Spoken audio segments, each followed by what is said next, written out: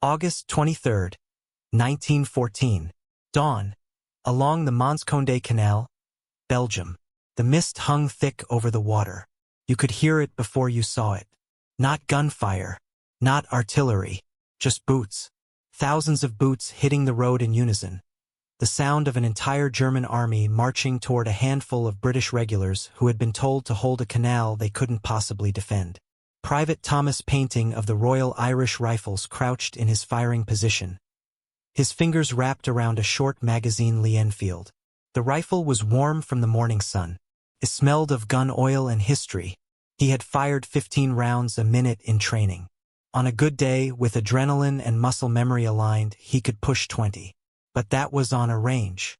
This was real. This was the German First Army, outnumbering his battalion 3-1, and they were coming through the fog like a gray tide that would not stop. The order came at 9 a.m. Fire. Painting squeezed the trigger. The bolt cycled with a speed born from 10,000 repetitions. He didn't aim at individual men anymore. He aimed at the brown mass of uniforms, the wall of flesh surging toward the canal. His thumb worked the bolt with mechanical precision. Forward, back, 10 rounds in the magazine. Reload with a 5-round charger clip. Keep firing. The rifle didn't jam. It didn't overheat. It just worked. If you're enjoying this deep dive into the story, hit the subscribe button and let us know in the comments from where in the world you are watching from today. Across the canal, German officers watched in disbelief. They had been told the British were few in number. They had been assured this would be a minor engagement. Instead, their battalions were disintegrating under fire so sustained, so accurate, that battalion commanders reported they were facing machine guns. Not rifles, machine guns. But there were no machine guns in every British trench. There were only men with Lee-Enfields who had been trained to a level that would define warfare for the next century. Corporal John Lucy described it later in language that made the historians uncomfortable. He said the fire was appalling even to them, the ones doing the shooting. He said the Germans kept reinforcing at 300 yards, walking into a storm of lead that cut them down like wheat. He said it gave him a sense of power. And then, more quietly, he admitted it gave him a sense of pleasure. That was Lee-Enfield's gift. It turned a man into something more than a soldier. It turned him into a machine of war. The rifle itself was an engineering marvel wrapped in simplicity. The Lee bolt-action design featured a single rear-locking lug and a bolt that cocked on the forward push, not the backward pull like most rifles of the era. That meant the motion was smoother, faster, less tiring over sustained fire. The magazine held 10 rounds of .303 British ammunition, loaded from the top using 5-round charger clips. Compared to the 5-round magazines of the German Mauser Kar 98K or the American Springfield M1903, it was a luxury. Compared to what would come later, it was a relic. But in 1914, it was perfection. The British Army called the training drill practice number 22, rapid fire. 15 rounds at a man-sized target at 300 yards in 1 minute, starting with 4 rounds already in the magazine. That was the minimum standard. Sergeant Instructor Snoxall, teaching at the School of Musketry at Hythe, Kent, set a record that became legend. 38 hits on a 24-inch target at 300 yards in 60 seconds. Every single round placed within a circle smaller than the width of a man's torso. Some called it propaganda. Some called it impossible, but the Germans at Mons called it a nightmare. The Battle of Mons lasted 48 hours.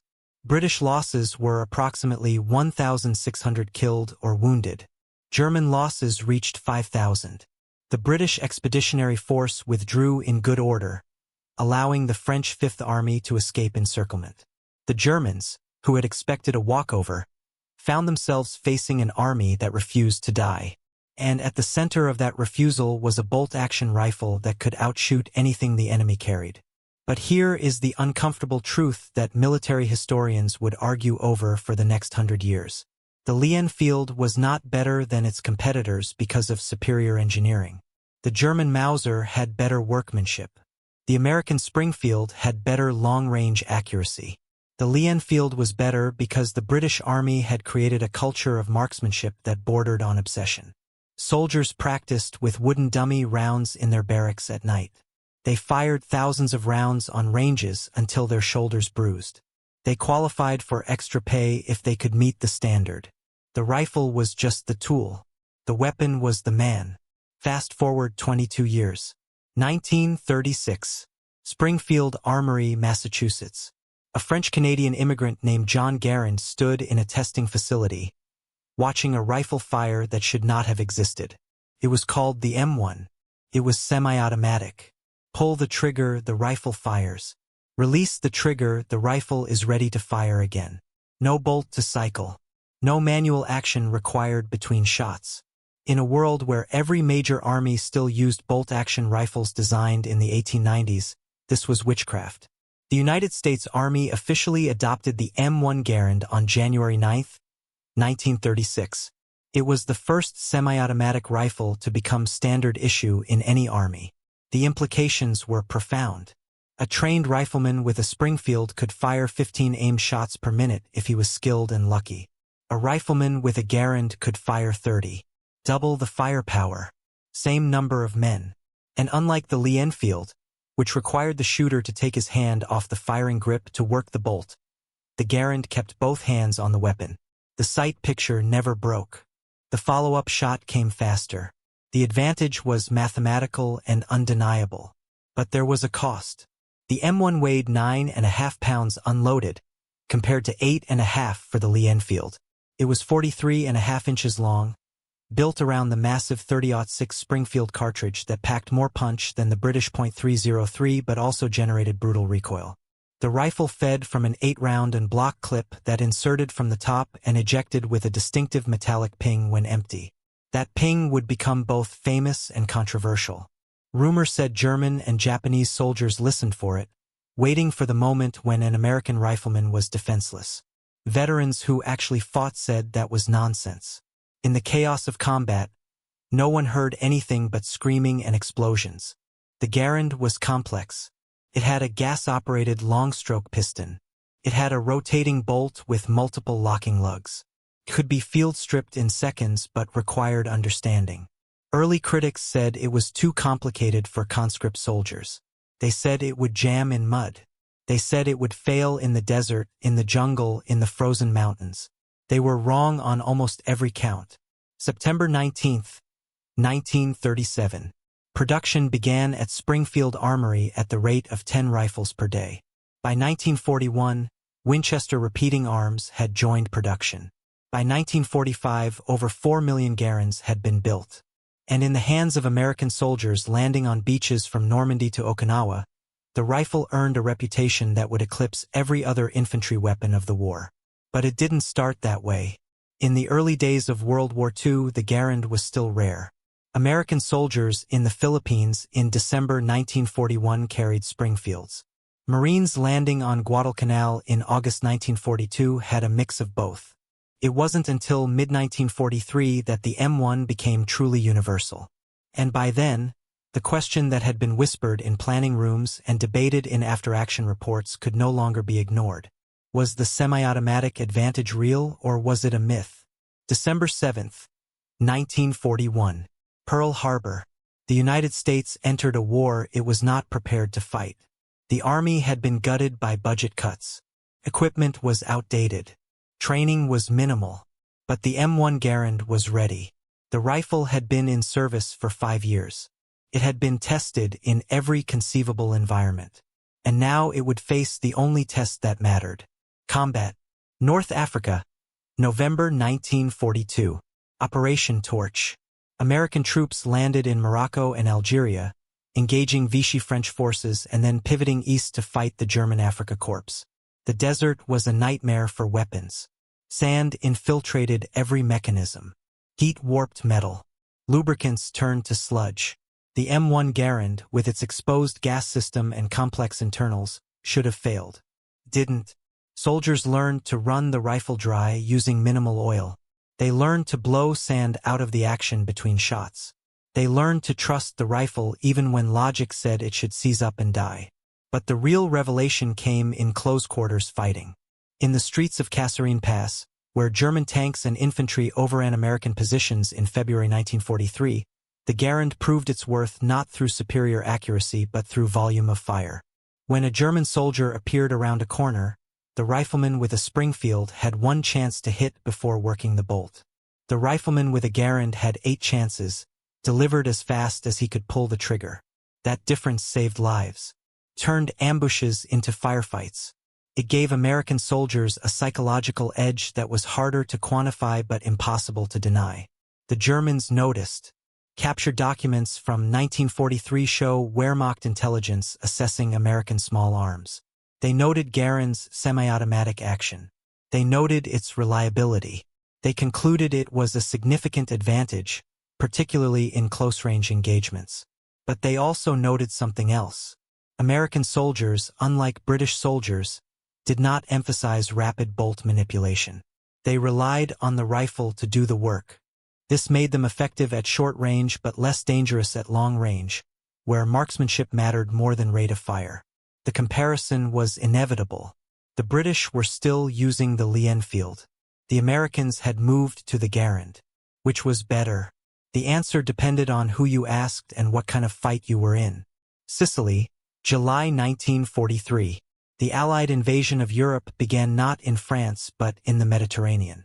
American and British forces fought side by side, each armed with their respective rifles. The contrast was immediate.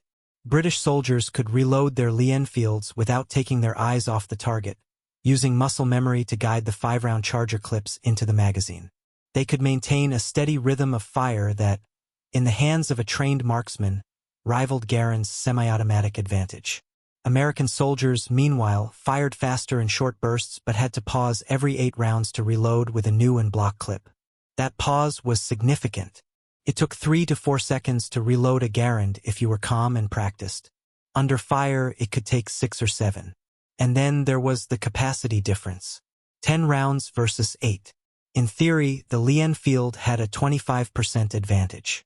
In practice, both rifles ran dry at roughly the same time in sustained combat, because the Garand's faster rate of fire ate through ammunition more quickly. But that raised another question. Was firing faster actually better, or did it just waste bullets? The British argued that accuracy mattered more than volume.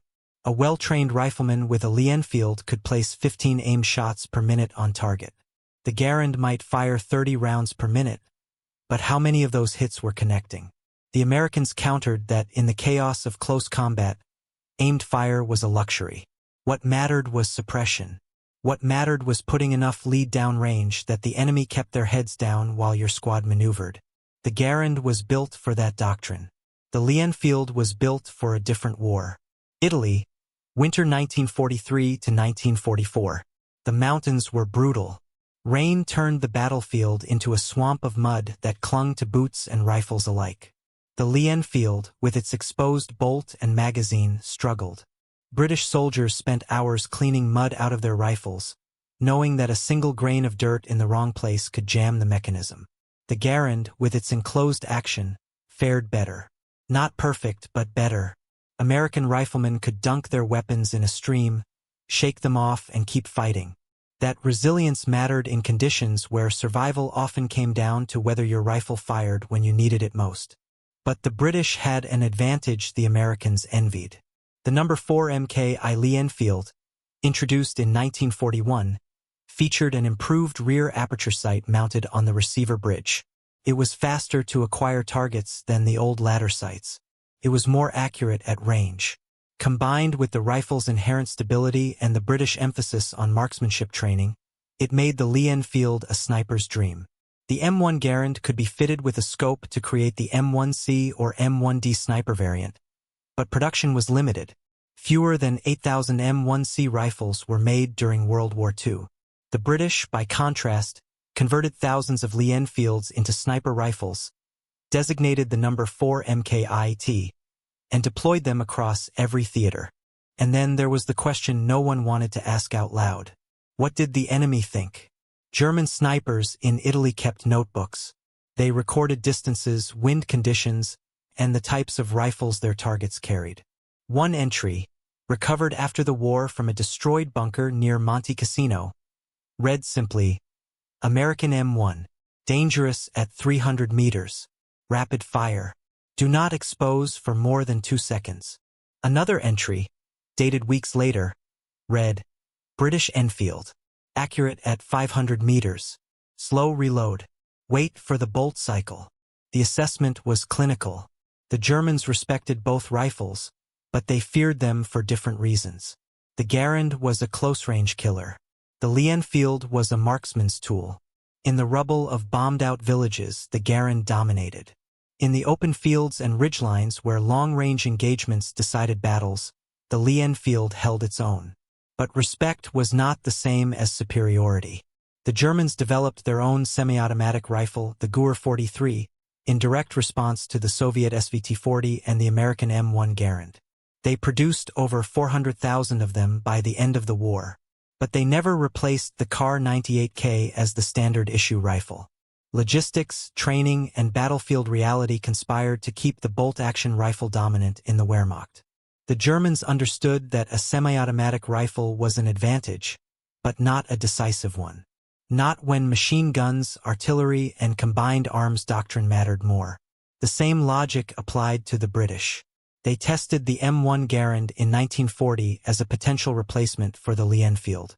They ran it through trials, fired thousands of rounds, and evaluated its performance in simulated combat conditions. Their conclusion was unambiguous. The Garand was an excellent rifle, but it was not worth the cost and complexity of retooling British factories. The Lee-Enfield worked. It was cheap to produce. It was reliable, and British soldiers knew how to use it. Why fix what wasn't broken? So the war continued with two Allied armies, fighting side by side, armed with fundamentally different philosophies. The Americans believed in firepower. The British believed in marksmanship. Both were right. Both were wrong. The truth, as always, was somewhere in the middle. Normandy, June 6, 1944. D-Day. American soldiers waded through the surf at Omaha Beach, Garands held above their heads to keep them dry. British soldiers landed at Gold Beach, Lee-Enfields slung across their backs. The weapons that carried them ashore were not the deciding factor in the invasion's success. Leadership was, logistics were, courage was. But when the ramps dropped and the machine guns opened fire, the rifles in their hands became the only thing that mattered. Private First Class John Harrison, 3rd Infantry Division, crouched behind a hedgerow in the French countryside 3 days after the landing. His M1 Garand was caked in mud, the barrel scorched from sustained fire. Across the field, a German squad was dug into a farmhouse, firing in controlled bursts with their Kar 98KS. Harrison didn't have time to aim. He pointed the Garand in the general direction of the windows and pulled the trigger 8 times in rapid succession. The recoil slammed into his shoulder. The muzzle climbed. Half the shots went high, but 2 of them found glass, and the German fire slackened long enough for Harrison's squad to advance. That was the Garand's war. Not elegant, not precise, just effective. Meanwhile, Lance Corporal William Thorne, 6th Airborne Division, was crouched in a hedgerow 3 miles east, his Lee-Enfield resting on a log. He had spotted a German sniper in a church tower 600 yards distant. The wind was light. The target was stationary. Thorne adjusted his sights, took a breath, and squeezed the trigger. The rifle barked once. The sniper fell. Thorne cycled the bolt, ejected the spent casing, and waited. If there were more targets, he would engage them. If not, he would conserve ammunition. That was the Lee-Enfield's war. Measured, deliberate, lethal. 2 rifles, 2 doctrines, both saving lives in their own way. If you find this story engaging, please take a moment to subscribe and enable notifications. It helps us continue producing in-depth content like this. The argument over which rifle was superior would rage through the summer of 1944 and into the brutal winter that followed. But the men carrying those rifles didn't care about the debate. They cared about whether the weapon in their hands would fire when they needed it to. And on that measure, both the M1 Garand and the Lee-Enfield passed the only test that mattered. The Pacific changed everything. If Europe was the proving ground for firepower doctrine versus marksmanship discipline, the jungles of Burma, the Philippines, and the islands stretching across the Pacific were the laboratory where both rifles faced their ultimate test. Not against German regulars trained in combined arms warfare, but against an enemy whose tactics defied every assumption Western militaries held about how war should be fought. Burma, May 1944. The monsoon had turned the jungle into a steam bath. British soldiers of the 14th Army, nicknamed the Forgotten Army, pushed through terrain that made the hedgerows of France look like a pleasant garden. Leeches, malaria, dysentery, and somewhere in the green hell, the Japanese Imperial Army waited in spider holes and ambush positions that could not be spotted until the first shot was fired. Rifleman David Wilson, 2nd Battalion, the West Yorkshire Regiment, carried a Lee-Enfield No. 4 MKI. The rifle was slick with humidity. The wood stock had swollen from the moisture. The metal parts had developed a fine coating of rust that he scraped off every morning with a wire brush and oiled with whatever lubricant he could scavenge. The rifle still worked. That was all that mattered. The patrol moved single file through the undergrowth, each man watching the soldier in front of him, trusting the man behind to watch his back. The jungle canopy was so thick that noon felt like dusk. Wilson's eyes ached from scanning the green shadows for movement. He had learned not to look for shapes. In the jungle, shapes didn't exist. You looked for colors that didn't belong. A flash of white, a reflection off metal, the wrong shade of brown. The ambush came from 20 yards away, close enough that Wilson saw the muzzle flash before he heard the shot. Close enough that the Japanese soldier who rose from his position behind a log had time to work his Type 38 bolt once before Wilson's Lee-Enfield barked. The bullet hit center mass. The Japanese soldier dropped. Wilson cycled the bolt without thinking, ejecting the spent casing, chambering a fresh round. His thumb stayed on the bolt handle. His eyes swept left and right. If there was one, there were more. 3 more Japanese soldiers emerged from concealed positions. Wilson fired, cycled, fired, cycled. The rhythm was automatic, ingrained by 1,000 hours of drill. 10 rounds in the magazine meant he didn't have to worry about running dry. The Lee-Enfield's magazine capacity wasn't just a number. It was a lifeline. In close-quarters jungle fighting, where engagements happened at conversational distance, the man who ran out of ammunition first was the man who died. Wilson's squad advanced. They found the bodies. For Japanese soldiers, all armed with bolt-action rifles, all positioned perfectly for an ambush. But the British soldiers had seen them first, fired first, and survived because their rifles allowed sustained fire without the panic of an empty magazine. That was the Lee-Enfield's secret weapon in the Pacific. Not accuracy at range, but capacity at close quarters. Meanwhile, 6,000 miles east, on the island of Luzon in the Philippines, American soldiers were learning the same lesson with different tools. Private Robert Chun, 6th Infantry Division, carried an M1 Garand into the mountains where the Japanese had retreated after the fall of Manila. The terrain was brutal. Steep ridges covered in jungle so thick that visibility rarely exceeded 50 feet. Artillery was useless. Air support couldn't see through the canopy. It was rifle against rifle, man against man. Chen's squad was pinned down by a Japanese machine gun nest firing from a cave entrance. The standard tactic was to call in a flamethrower team, but the flamethrower operator had taken a sniper round 2 hours earlier and was bleeding out on a stretcher somewhere behind the lines. Chun looked at his Garand. 8 rounds. He had 6 loaded N-block clips in his bandolier. 48 rounds total. Not enough to suppress a machine gun, but maybe enough to make the gunner flinch. He rose from cover, shouldered the rifle, and fired 8 rounds in rapid succession at the cave mouth. The recoil hammered his shoulder. The barrel climbed. But 3 of the 8 rounds found the narrow opening, ricocheting off stone, forcing the machine gunner to duck. Chun dropped behind the log, ejected the empty clip with that distinctive ping, slammed in a fresh one, and repeated the process. 8 more rounds. The machine gun went silent. His squad leader screamed for the advance. They charged the cave. The machine gunner was wounded, bleeding from a fragment wound in his neck. He surrendered. Chun looked at his Garand and understood something that no amount of training had taught him. Volume of fire mattered. Suppression mattered. Making the enemy keep their head down while your squad moved mattered more than perfect marksmanship.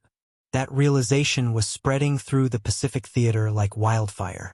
American soldiers who had trained on rifle ranges where accuracy at 300 yards was the gold standard discovered that in the jungles of the Philippines, the mountains of Okinawa, and the caves of Iwo Jima, most firefights happened at 50 yards or less.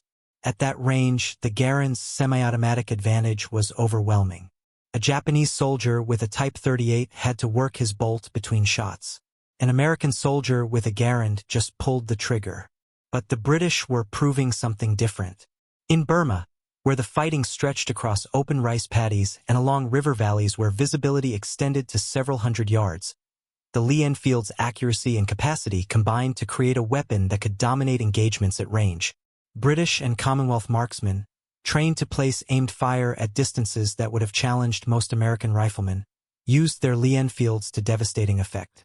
The Japanese, who had designed their own rifles for long-range combat, found themselves outmatched by soldiers who could fire faster and reload quicker than their bolt-action Type 38s allowed. And then there was the sniper war. In both theaters, the Germans in Europe and the Japanese in the Pacific, enemy snipers became a constant, gnawing threat. A well-hidden marksman could paralyze an entire company, forcing soldiers to hug cover, slowing advances, eroding morale with the psychological weight of invisible death. The response from both American and British forces was to create their own sniper programs. But the rifles they chose revealed the fundamental divide in their philosophies. The British converted thousands of Lee-Enfields into sniper rifles, designated the number 4 MKIT. The T stood for telescopic. These rifles were hand-selected for accuracy, fitted with a cheek rest and a 3.5x telescopic sight mounted offset to the left to allow the use of stripper clips for reloading. British snipers in Burma and Italy racked up kill counts that rarely made headlines but changed the mathematics of warfare. One well-placed shot could eliminate an enemy machine gun crew. 2 shots could silence a mortar team. 3 shots could collapse an entire enemy advance. Sergeant William Jones, a sniper attached to the Royal Welch Fusiliers in Italy, described his number 4T as an extension of his body. He could hit a man-sized target at 600 yards in good conditions, at 400 yards in wind or rain. The rifle's 10-round magazine meant he could engage multiple targets without revealing his position by reloading. That was critical. A sniper's greatest vulnerability was the moment between shots, when the enemy could triangulate his position from muzzle flash or sound. The Lee-Enfield's capacity gave Jones the luxury of patience. He could wait for the perfect shot, take it, and if the situation demanded, take 4 more before his position was compromised. The Americans built their sniper program around the M1C and M1D Garand variants. These rifles featured a side-mounted telescopic sight and a modified stock to accommodate the scope. Production was limited. Fewer than 8,000 M1C rifles were made during World War II. The reason was simple. The Garand's semi-automatic action, while revolutionary for infantry combat, introduced mechanical complexity that affected accuracy. The gas-operated system created vibrations. The en-bloc clip system meant the internal magazine couldn't be loaded individually, forcing snipers to work with 8-round clips even when a single, carefully aimed shot was all they needed. American snipers in the Pacific quickly learned to appreciate the M1C's advantages and curse its limitations. Corporal James Martinez, a Marine sniper on Peleliu, loved the fact that he could fire a follow-up shot without cycling a bolt. If his first shot wounded rather than killed, he could finish the target before the enemy reacted. But he hated the weight. The scoped M1C weighed over 11 pounds. Carrying it through the coral ridges of Peleliu, where every ounce mattered, was torture. He also hated the clip limitation. 8 rounds meant frequent reloads, and every reload made noise. The ejecting clip's distinctive ping was a death sentence if Japanese soldiers were close enough to hear it. The data started coming in by late 1944. After-action reports, compiled from interviews with soldiers returning from combat, painted a complex picture. In Europe, American riflemen armed with Garands reported feeling more confident in firefights than their counterparts with bolt-action rifles. The semi-automatic action gave them a psychological edge. They believed they could win a close-range engagement. That confidence translated into aggression. American infantry squads advanced faster, pressed attacks harder, and took more risks because they trusted their rifles to deliver overwhelming firepower. British and Commonwealth soldiers armed with Lee-Enfields reported something different. They trusted their rifles to hit what they aimed at. In engagements where precision mattered more than volume, where a single well-placed shot could achieve what a dozen poorly aimed shots could not, the Lee-Enfield delivered. But they also reported frustration in close-quarters fighting, where the Garand's rapid fire gave American soldiers an advantage that no amount of bolt manipulation could overcome. The Germans noticed. Captured Wehrmacht intelligence reports from late 1944 assessed Allied small arms with clinical precision. One report, recovered from a destroyed command post in the Ardennes, stated that American infantry posed the greatest threat at ranges under 200 meters, where their semi-automatic rifles allowed sustained fire that German soldiers could not match. British infantry, the report noted, were most dangerous at ranges between 300 and 500 meters, where their marksmanship training and rapid bolt manipulation created a volume of accurate fire that suppressed German positions more effectively than American fire at the same range. The Japanese made similar observations. A training manual captured on Okinawa in June 1945 instructed Japanese soldiers to engage American infantry at close range, where the confusion of melee combat negated the Garand's rate of fire advantage. British and Commonwealth forces, the manual advised, should be engaged at long range and avoided in close combat, where their rapid bolt work and larger magazine capacity made them dangerous opponents. But numbers only tell part of the story. The real test came in Korea. June 25, 1950. North Korean forces crossed the 38th parallel, launching an invasion that caught the United States and its allies by surprise. American soldiers, many of them teenagers with minimal training, were rushed to the front with whatever weapons could be scraped together. The M1 Garand, which had been phased into reserve status as newer rifles like the M14 were developed, suddenly became frontline equipment again. The Korean War was a meat grinder. Trench warfare reminiscent of World War I. Human wave attacks from Chinese forces that overwhelmed American positions through sheer numerical superiority. And cold. The winter of 1950 to 1951 was one of the coldest on record. Temperatures dropped to -40 degrees Fahrenheit. Rifles froze. Soldiers froze. The Garand, which had proven itself in the deserts of North Africa and the jungles of the Pacific, now faced its greatest challenge. Arctic warfare. Private First Class Leonard Maffioli, 2nd Infantry Division, fought at the Chosin Reservoir in November 1950. The Chinese attacked in waves, blowing bugles, screaming, charging through machine gun fire with a fanaticism that made the Japanese banzai charges look cautious by comparison. Maffioli's M1 Garand saved his life 6 times in one night. The rifle fired despite the cold. The action cycled despite ice forming on the metal. The only problem was the N-block clips. His fingers, numb from frostbite, struggled to load the clips into the rifle. He dropped 2 in the snow and couldn't find them in the dark. After that, he learned to keep spare clips inside his jacket, pressed against his body, using his own warmth to prevent them from freezing. The Garand's performance in Korea silenced the last doubters. General Douglas MacArthur, who had commanded forces in the Pacific during World War II, called the M1 Garand the weapon that won the war. He wasn't wrong. American forces, outnumbered and often outgunned, held their ground because every rifleman could deliver firepower that enemy soldiers armed with bolt-action rifles or older semi-automatic designs couldn't match. But across the world, in conflicts that didn't make headlines, the Lee-Enfield was writing its own epilogue. The rifle remained in service with Commonwealth forces through the 1950s and into the 1960s. British troops carried Lee-Enfields during the Malayan Emergency, fighting communist insurgents in jungle terrain that resembled Burma. Australian soldiers used Lee-Enfields in Korea, serving alongside American units armed with Garands. The contrast was stark but not competitive. Both rifles worked. Both rifles saved lives. The question of which was better became irrelevant because the answer depended entirely on what kind of fight you were in. In the end, the M1 Garand and the Lee-Enfield represent 2 fundamentally different approaches to infantry combat. The Garand embodied the American philosophy of overwhelming firepower.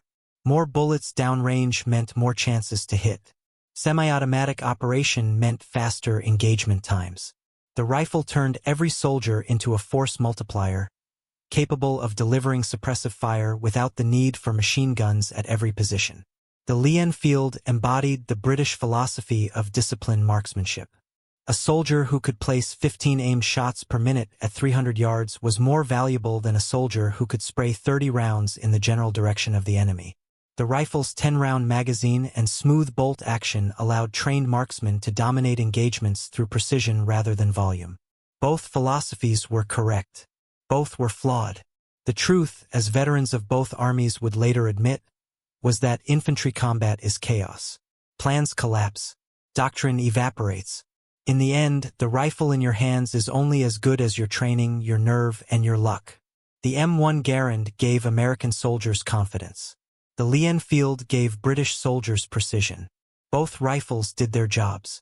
Both rifles brought soldiers home. By the mid-1950s, both rifles were being phased out. The M1 Garand was replaced by the M14, a selective-fire rifle that could function as both a battle rifle and a light machine gun. The Lee-Enfield was replaced by the L1A1 self-loading rifle, the British version of the Belgian FN-FAL. The era of bolt-action infantry rifles was over. The era of semi-automatic fire was ending. The era of selective-fire assault rifles, capable of both aimed shots and full automatic bursts, had arrived. But the legacy remained. Millions of Garands and Lee-Enfields sat in armories, awaiting disposal or sale to foreign governments. Some ended up in the hands of insurgents, guerrillas, and revolutionaries fighting wars that had nothing to do with World War II but everything to do with the weapons that war left behind. A Lee-Enfield captured in Vietnam in 1968. A Garand seized from a rebel group in the Philippines in 1975. The rifles outlived the wars they were designed for. And in the memories of the men who carried them, the rifles became something more than tools. They became symbols. For American veterans, the Garand represented a turning point. The moment when the United States transitioned from a nation that fought with hand-me-down bolt-action rifles to a nation that armed its soldiers with weapons no other army could match. For British veterans, the Lee-Enfield represented continuity. The same rifle their fathers had carried at Mons in 1914. The same rifle they carried at El Alamein in 1942. A connection to a military tradition that stretched back generations. Private Thomas Painting, the British soldier who fired his Lee-Enfield at Mons in 1914, survived the war. He lived to see his grandson enlist in 1943, issued the same model rifle, sent to fight in a different war against a different enemy. The grandson, also named Thomas, carried his Lee-Enfield through Italy, through France, and into Germany. He came home in 1945, the rifle still functional, still reliable, still the same weapon his grandfather had trusted 3 decades earlier. Private First Class John Harrison, the American soldier who fired his Garand in Normandy, wrote a letter home in August 1944. The letter was brief, censored by military intelligence, but one line survived intact. "The rifle works. That's all that matters." He didn't elaborate. He didn't need to. In the context of war, where equipment failures meant death, where reliability was the difference between survival and a name on a casualty list, those 4 words said everything. The debate over which rifle was better continued long after the war ended. Gun enthusiasts argued in magazines and at shooting ranges. Historians wrote dissertations comparing ballistics, manufacturing costs, and battlefield effectiveness. Veterans, when asked, usually shrugged and said both rifles did what they were supposed to do. Kill the enemy. Keep the soldier alive. Anything beyond that was academic. But if you pressed them, if you bought them a drink and asked the question that really mattered, would you trust your life to that rifle again? The answer was always the same. Yes. Without hesitation. The M1 Garand and the Lee-Enfield earned that trust in the mud of Normandy, the jungles of Burma, the frozen hills of Korea. They earned it not through superior engineering or innovative design, but through the oldest measure of a weapon's worth. They worked when it mattered most. General George S. Patton called the M1 Garand the greatest battle implement ever devised. He was right, but only partially. The Garand was the greatest battle implement the United States ever devised. It fit American doctrine. It fit American manufacturing capacity. It fit the American way of war. But across the channel, British soldiers were proving every day that a well-trained rifleman with a Lee-Enfield could hold his own against any enemy, armed with any weapon, in any terrain. The truth is that both rifles were products of their time, their nations, and their philosophies. The Garand was revolutionary. The Lee-Enfield was evolutionary.